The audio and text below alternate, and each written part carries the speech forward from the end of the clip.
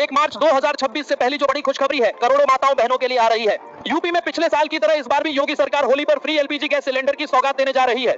बताया जा रहा है कि योगी के जापान से यूपी लौटते ही 28 फरवरी या 1 मार्च तक गरीब महिलाओं को यह तोहफा मिल सकता है। हालांकि सिलेंडर के सब्सिडी के रुपए किस दिन खातों में भेजे जाएंगे इसकी कोई आधिकारिक पुष्टि नहीं की गई है। वैसे आपका उज्ज्वला कनेक्शन है या नहीं, कमेंट जरूर करें। 1 मार्च 2026 से पहली बड़ी घोषणा, प्रदेश के बुजुर्गों और विधवाओं के लिए बड़ी राहत का बदलाव हुआ है।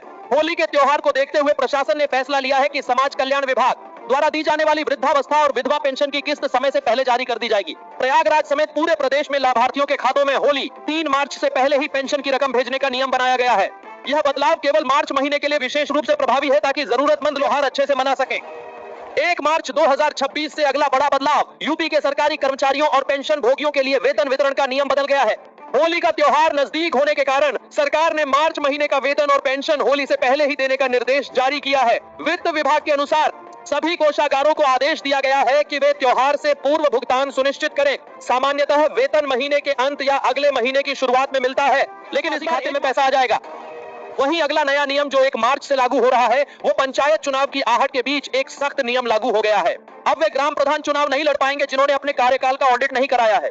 पंचायती राज विभाग ने स्पष्ट किया है कि चुनाव लड़ने के लिए नो ड्यूज सर्टिफिकेट, अदेयता प्रमाण पत्र अनिवार्य होगा। अगर किसी प्रधान ने विकास कार्यों का हिसाब किताब जमा नहीं किया या सरकारी धन का दुरुपयोग किया तो उन्हें चुन दिया जाएगा। यह कदम पारदर्शिता के लिए उठाया गया है। साथ ही 1 मार्च 2026 से अगला बड़ा बदलाव, आधार कार्ड अपडेट कराने के नियमों में सख्ती के साथ सुविधा भी दी जा रही है। जिन लोगों के आधार कार्ड 10 साल पुराने हो चुके हैं उन्हें अपडेट कराना अनिवार्य है। इसके लिए लखनऊ, अयोध्या और सीतापुर समेत कई जिलों में विशेष कैंप लगाए जाने का नियम लागू हुआ है।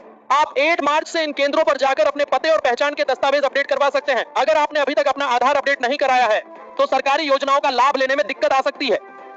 वहीं 1 मार्च 2026 से शिक्षा के अधिकार आरटीई के तहत निजी स्कूलों में मुफ्त प्रवेश की प्रक्रिया का दूसरा चरण प्रभावी रहेगा।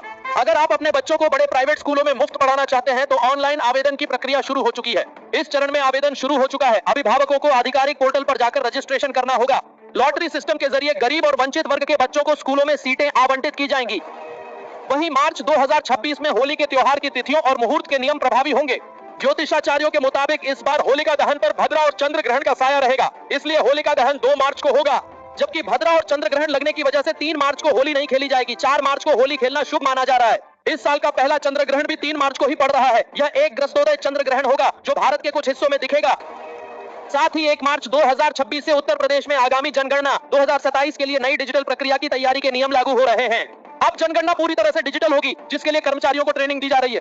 अब इस प्रक्रिया में तेजी आएगी और घर घर जाकर डेटा कलेक्ट करने के पुराने तरीकों में बदलाव दिखेगा। अब नागरिकों को अपनी जानकारी डिजिटल फॉर्मेट में दर्ज करानी होगी। लखनऊ में इसके लिए मास्टर ट्रेनर्स को प्रशिक्षण दिया जा रहा है ताकि डेटा सटीक रहे।